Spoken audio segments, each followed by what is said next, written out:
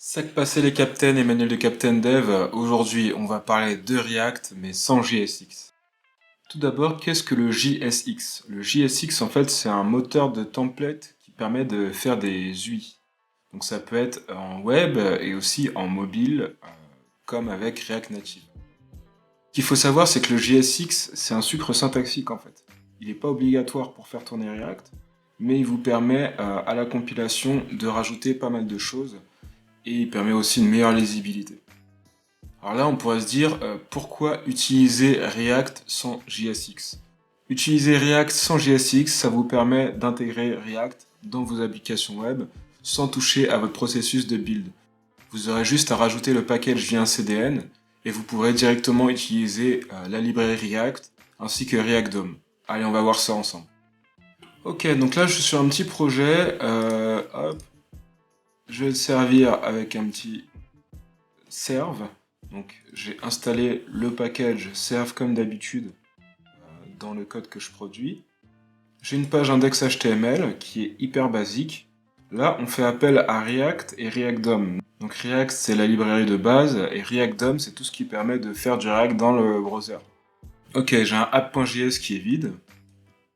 Ma feuille de style qui est vide. Mais j'ai quand même importé les deux fichiers dans mon projet. Il n'y a rien de plus basique. Hop, voilà. Là, on est sur notre appli. Donc là, il se passe rien. On va commencer par intégrer un peu de React. On va développer la base d'un chat. Donc on va stocker une liste de messages et on va l'afficher avec React dans une page HTML. Alors, pour ça, je vais créer un composant qui s'appelle MessageItem.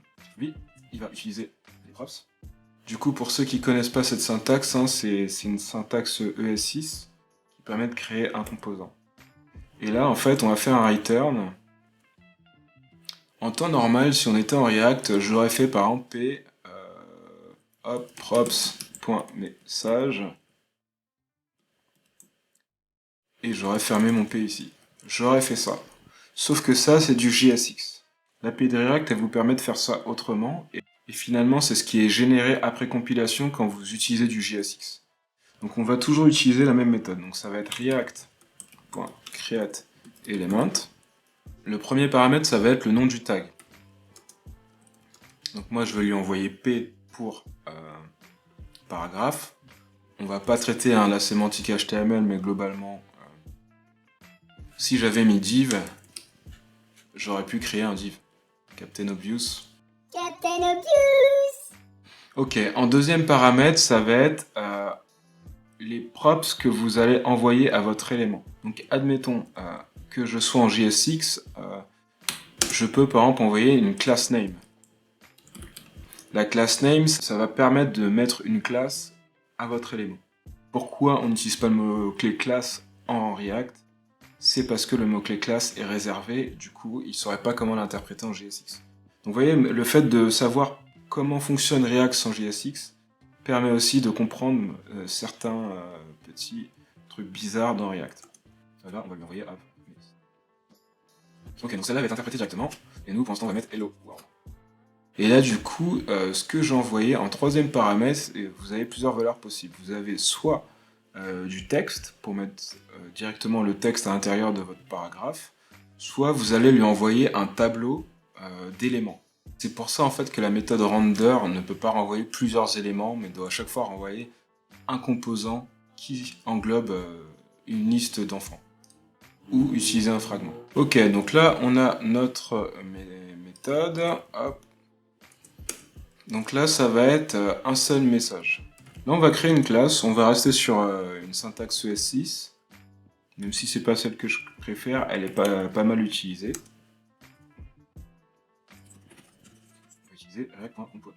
Donc en fait, la variable globale React elle est disponible parce que j'ai inclus le script.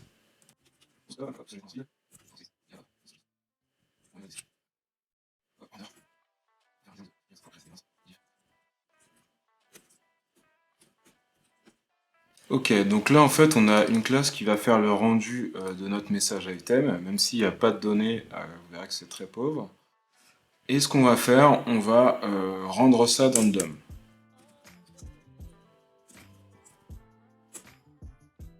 Hop. on va aller utiliser ID.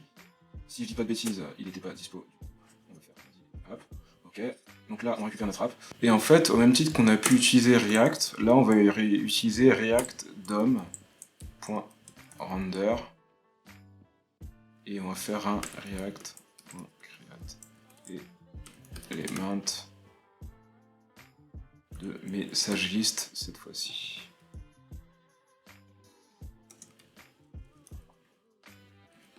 Donc voilà, on va tester ça et on va voir ce qui se passe. Voilà, donc là en fait on a notre app React qui s'est rendu dans le DOM. Hop, voilà, on a bien le message list. On a une petite erreur parce qu'on n'a pas mis de key property sur message list. Alors ce qu'il faut savoir, c'est que quand vous faites du JSX, vous devez le mettre seulement quand vous avez des renders de liste d'objets avec un point map par exemple. Mais quand vous êtes en mode full JS, il faut le mettre partout. Donc la syntaxe après, elle va devenir un peu verbeuse. Première chose qu'on va faire pour régler un peu ce problème de syntaxe, hop, on va mettre une référence sur react.createElement. Et on va l'appeler E pour element. Vous notez bien que je ne mets pas les parenthèses pour pas appeler la fonction et stocker le résultat, mais vraiment stocker la référence sur la fonction. Donc là, je vais remplacer tous mes react.createElement par mon E.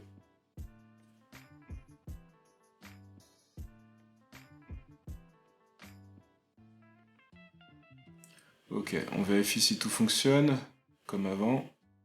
Ok, donc là, on a notre Hello World qui fonctionne. On va régler le problème des keys juste après. Là, vous voyez que j'ai mon app message en classe. Je vais aller voir si elle existe vraiment. Hop. Et vous voyez, il m'a bien fait le rendu sur mon P de ma classe app message. Ok, on va améliorer tout ça. On va faire un petit chat où on va mettre le nom de l'utilisateur qui a envoyé le message. Et on va lui envoyer une classe name. On n'est pas très regardant sur les class name. Hop, voilà. Donc là, on va mettre le texte en gras. C'est plus cool, voilà. C'est histoire de montrer qu'on peut bien customiser ce qu'on veut. Ok, donc lui, on va l'utiliser plus tard. Maintenant, j'ai mon message item. C'est un P, mais je vais le transformer en liste. Donc pour ça, déjà, je vais aller remplir mon state avec un message. Donc ça va être un arrêt qui va contenir un ID A1 sur le premier projet. Notre cher ami Jean nous envoie un message, on va mettre le texte. On va mettre la date au cas où. Ok, donc là mon state il est initialisé avec un message, ça me permettra de faire le rendu du message. Donc derrière, hop, là j'ai le rendu de mon message. On va modifier un peu tout ça. Donc là on va faire .l, on va faire element de L. Ça pour l'instant je vais le laisser à vide. Et là on va faire de l'API React classique, gis.state.message, c'est gis.map. Message.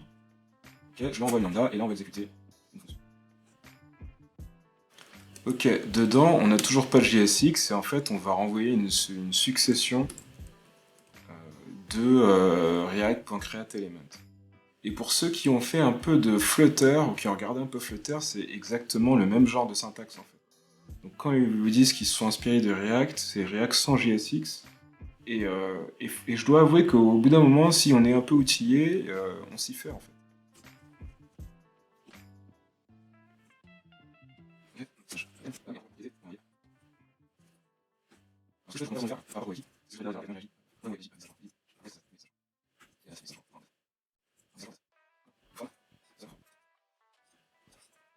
Ok, on va voir ce que ça donne.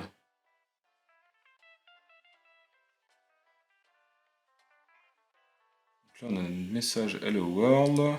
Ok, donc là, il a fait un rendu. On n'a pas d'erreur. Je vais virer ça, on y reviendra plus tard. Maintenant qu'on a un L qui nous permet de rendre une liste de messages, je vais aller modifier la classe qui fait le rendu, la fonction qui fait le rendu d'un seul message. Donc là, on va passer sur des LI. Okay. La classe, on va l'appeler message. Classe name, on va pas y toucher. On va laisser la key. Donc elle, ça va être message-item. Hop, plus props.id du coup, parce qu'on a passé l'ID. Ok, hop, il me manque une virgule, c'est normal. Et là, on va faire un autre truc. Du coup, à la place de mettre du texte à l'intérieur de notre élément, on va créer un tableau. Et là, on va pouvoir passer autre chose. Donc, je vais mettre e.message user item. Donc ça va être pour l'utilisateur. Pareil, hein, il lui faut une key.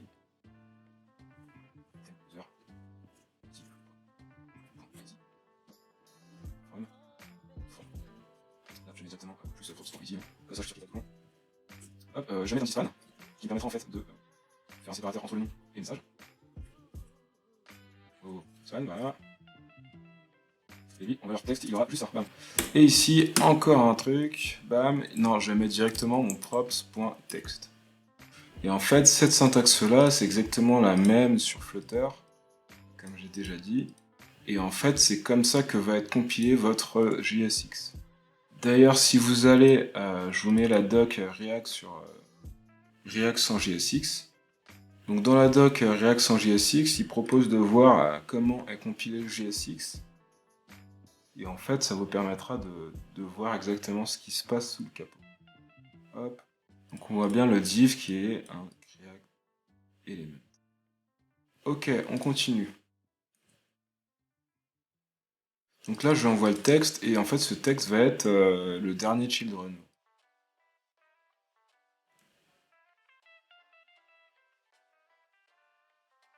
Voilà, là, on a notre premier message qui est rendu. Et on a bien la classe qui est appliquée. Donc là, ça veut dire qu'on peut se permettre de venir styler nos composants React sans JSX. Par exemple, si je viens ici sur mon UL, j'ai pas mis de key, je vais mettre mes... Hop, c'est mieux, message list. Ok. En class name, je vais mettre la même chose. Non, objet d'abord. Non, c'est bon. Class name, je vais mettre message list. Maintenant, si je viens ici, hop, je vire les boulettes. Voilà. Là, on a notre application qui prend bien en charge les styles. Ok, maintenant, première chose qu'on va faire, on va rajouter un input et un bouton. Alors, input, hein, qui ça va être message input. Ok, class name, on a la même chose. Ok, pour l'instant, on va laisser tel quel. Et en fait, je vais me permettre de troisième paramètre. Et on va mettre un button. Hop, class name. On va pas le mettre. Et en troisième paramètre, vous voyez, ça va être le texte que vous allez avoir à l'intérieur du bouton. Vous voyez, la grille, elle est assez simple. On s'y retrouve. Ok, le style est génial. Là, on a notre premier message. Maintenant, on va passer au reste.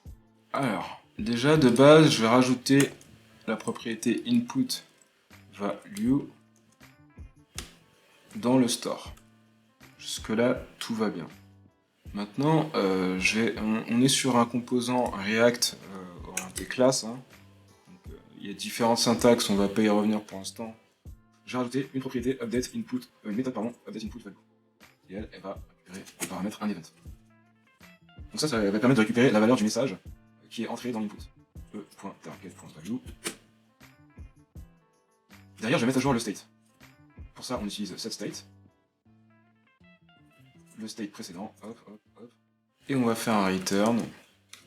Je vais utiliser un destructuring. Hein. Pour ceux qui ne connaissent pas, ça permet de prendre chaque propriété de l'objet précédent et de le copier dans un nouvel objet. Il ne faut surtout pas renvoyer le state précédent ou modifier la référence du state précédent en React. Bon, pour les détails, je vous laisse aller regarder dans la doc. Et input value, un message. Ok. Donc ça, j'ai ma première fonction. On va passer direct à la deuxième et après on va aller brancher. Hop, je la vais de côté, je vais la copier-coller, ça ira plus vite. Ok, donc cette fonction en fait, elle va venir mettre à jour la liste des messages en faisant un concat sur la propriété messages. Le from, donc la personne qui envoie le message, ce sera moi. Et on chope la valeur du texte dans le state. Et pour l'ID, on prend le nombre de messages plus simple. Selon les versions de React que vous utilisez, selon la façon dont vous l'utilisez, c'est-à-dire classe ou fonction, vous allez avoir une syntaxe légèrement différente. Là, pour mon exemple, je vais venir binder le this à ma fonction, aux fonctions que je viens juste de créer. Hop. 10. Il y a d'autres manières de faire ça, hein, mais je l'ai plus en tête. Du coup, on va pas s'attarder dessus.